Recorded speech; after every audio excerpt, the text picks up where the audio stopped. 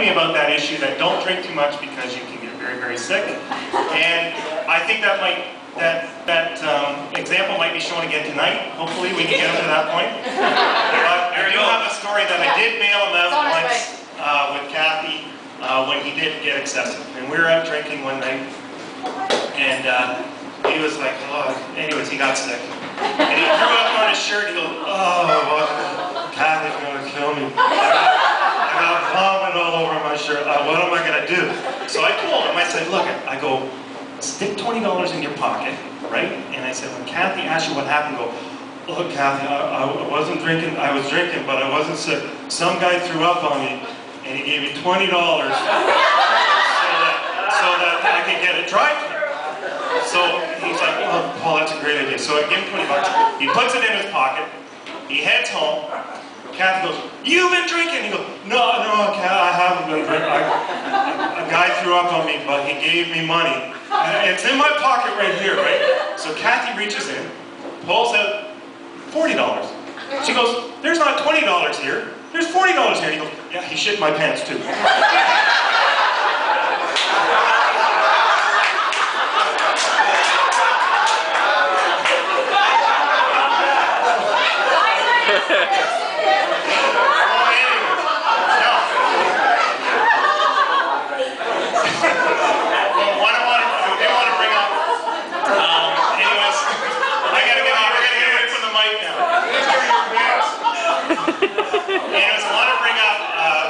University friend of John's, Ted Volpe, who actually what he wanted to do tonight, John, because he's been in touch with your old girlfriends from university.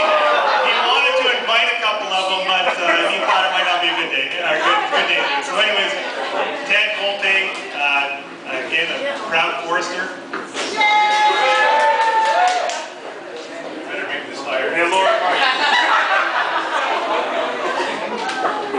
It was Sandra Green, by the way, and I thought that would be kind of entertaining, but I thought, Kathy's too cool, and she'd probably just say, just take it away for the night. So I thought it wouldn't have the impact I was hoping for. I just typed this up as I was drinking here. Dear John, I've always loved you. Now, that's a speech for later.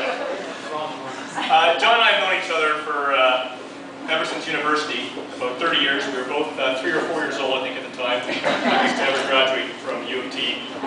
John actually, his priority wasn't academics, which was a surprise to me, but I guess, you know, a kindred spirit. John and I both managed to pass, but they are demanding a recount, John, it turns out, so we're questioning our degree. There was more things to do, it seemed. But, you know, as Paul said, John taught me a lot at university, and usually through field camps, which were really about practical instruction. And I think we got a lot of practical instruction. First thing, you know, saunas. The good thing, you know, what I learned from John was we should sit in a sauna for about 16 hours at night, and drink nothing but beer, whiskey, or whatever was left after about 5 or 6 hours. And then turn up the heat every hour because we could feel our skin less and less. And actually what that does, though, is give you the world's largest head the next day. And even though we were jumping in the water every hour or so, it turns out that doesn't hydrate you. You know, who knew? And as you all know, John has quite the feminine side, which he particularly demonstrated one night at one of our field camps. And I think there's another guy named Randy, who I won't mention his name.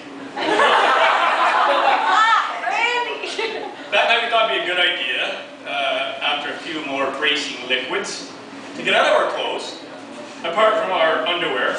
And that's the era of Speedos, where, you know, boxers, and there's nothing as decent as boxers, so we had our Speedos on, and we sat on all the women, on the laps of all the women in our class. The effect was not what we or most of you would expect. They were actually quite hostile.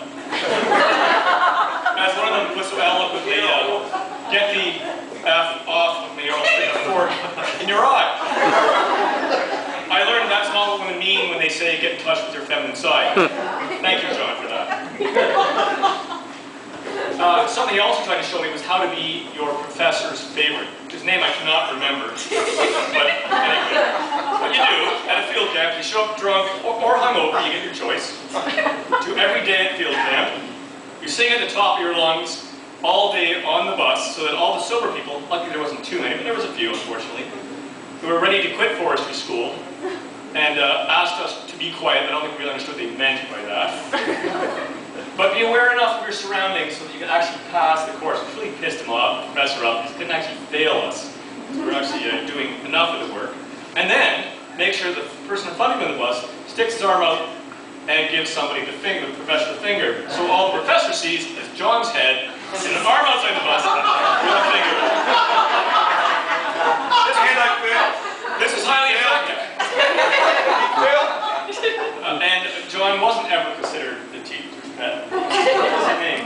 And it was obviously something he aspired to. But yes, it failed. Hardly did. Hardly. John also helped me understand a few things. That John worked in the bush as a forester for a number of years. He's logging through the bush and swamps, having your privates gnawed on by a lot of grateful black flies, with sweat pouring down the other sides of your nether regions. And every once in a while you get a nice 20 below, you get an older wrench, whip you in the eye that feels like a cat of nine tails.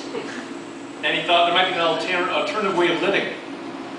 Like maybe sitting in a comfortable chair, balancing a few radioactive rods between your feet, make enough money to actually pay your heat and hydro, rather than getting all the firewood you can take home with you. It took me a few more years to figure that one out. But after school, John, one thing I like about John is he's still up for anything. And that's, I think he proved that again this year. We're planning a trip on the Magnottawan River. I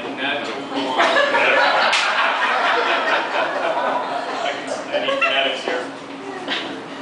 I thought, well, we're going on this major river with nothing but large, almost unrunnable rapids during high water, where the water temperature will probably kill you after about 20 minutes in the water. I needed a partner, as everyone else who knew anything about this realized that this was probably a stupid idea. I thought, I'll call someone who's never been in whitewater, only thought of a canoe as someplace to play his favorite close encounter sport, as most Canadians know what to do, and I've never actually seen a canoe up front, in person. All that was true, of course, but I knew that John would bring the beer. And he did. He did very well, in spite of the fact, wondering why I had done this to him, and whether he had any chance of survival. On the positive side, we stayed clean most of the trip by swimming with our canoe and our packs, decided on a good number of rapids, and managed to get out a couple minutes before we actually died. The beer in our systems more than likely saved our lives, so I look at John as a life saver. Thank you, John.